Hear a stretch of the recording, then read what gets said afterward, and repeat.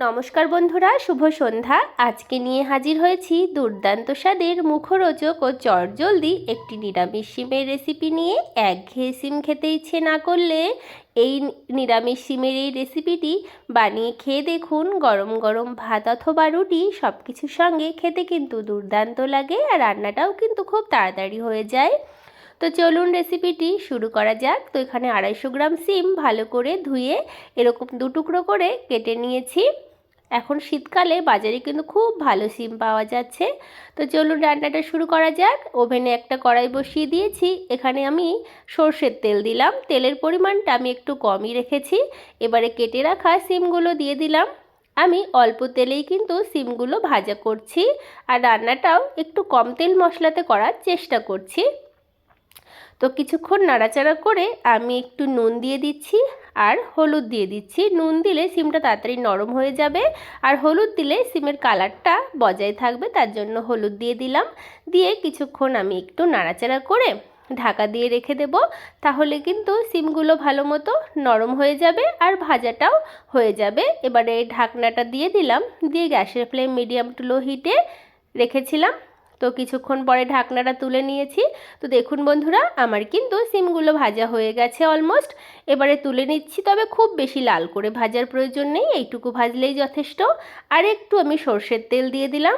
এবারে ফোড়নে দিচ্ছি কালো জিরে। অবশ্যই কালো জিরে দেবেন। ফোড়নটা ভালো করে ভেজে এখানে আমি পেঁয়াজ ডুমো ডুমো করে কেটে নিয়েছি। এখানে 4টে পেঁয়াজ আছে মিডিয়াম সাইজের, মিডিয়ামের থেকে একটু ছোট হবে। তো এই ডুমো ডুমো করে কেটেছি। তো তেলের মধ্যে দিলে পেঁয়াজের পাপড়িগুলো কিন্তু অটোমেটিক ছেড়ে যাবে, আলাদা করে ছাড়ানোর প্রয়োজন নেই। আর পেঁয়াজগুলো একটু বড় বড় করে কাটলেই কিন্তু এই রেসিপিটা খেতে ভালো লাগবে। তো দেখুন পেঁয়াজের পাপড়িগুলো কিন্তু ছেড়ে গেছে। এখানে একটা মিডিয়াম সাইজের টমেটো স্লাইস দিয়ে দিলাম। আর টমেটো কিন্তু অবশ্যই দেবেন, তাহলে কিন্তু এই রেসিপিটা চটপটা হবে আর মুখরোচক হবে। এবারে এখানে কিছু গুঁড়ো মশলা অ্যাড করছি। এখানে একটু লঙ্কা গুঁড়ো, জিরে গুঁড়ো আর ধনে গুঁড়ো দিলাম, সব হাফ টিস্পুন করে আছে। এবারে স্বাদ মতো নুন আর পরিমাণ মতো হলুদ গুঁড়ো দিয়ে দিচ্ছি। দিয়ে ভালো করে মশলাগুলো আমি একটু ভেজে নেব, যাতে মশলার কাঁচা গন্ধ চলে যায়। তো এবারে কিছুক্ষণ ভেজে নেওয়ার পরে এখানে আমি 1 চামচ বেসন দিচ্ছি।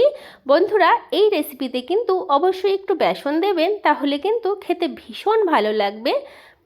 একবার এইভাবে করে দেখতে পারেন।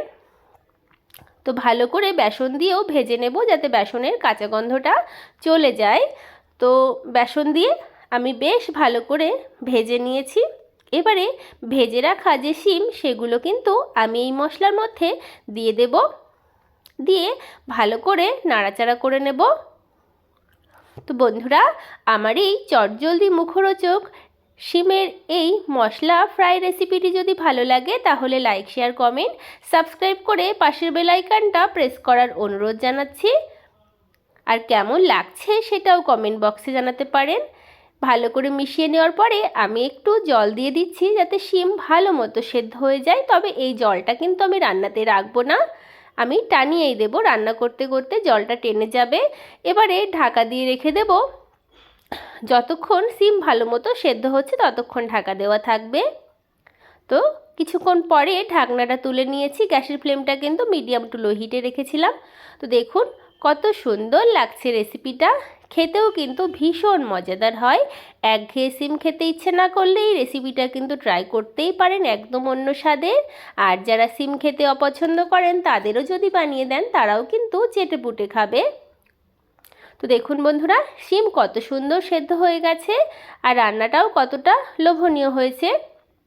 গরম গরম ভাত রুটির সঙ্গে খেতে পারেন, ভীষণ ভালো লাগবে। আমার কিন্তু অলরেডি অনেক রকম সিমের রেসিপি আমার চ্যানেলে দেওয়া আছে, আপনারা কিন্তু দেখে নিতে পারেন। তো দেখুন আমার একদম রেডি হয়ে গেছে সিমের মশলা ফ্রাই রেসিপি। কেমন লাগলো কমেন্ট বক্সে জানাবেন। আপনাদের অসংখ্য ধন্যবাদ আমার এই সম্পূর্ণ ভিডিওটি দেখার জন্য, আর এইভাবে আমাকে সাপোর্ট করার জন্য। আপনারা সকলে ভালো থাকবেন, সুস্থ থাকবেন। দেখা হবে আপনাদের সঙ্গে অন্য কোনো রেসিপিতে। আজ তবে বিদায় নিচ্ছি বন্ধুরা, ধন্যবাদ।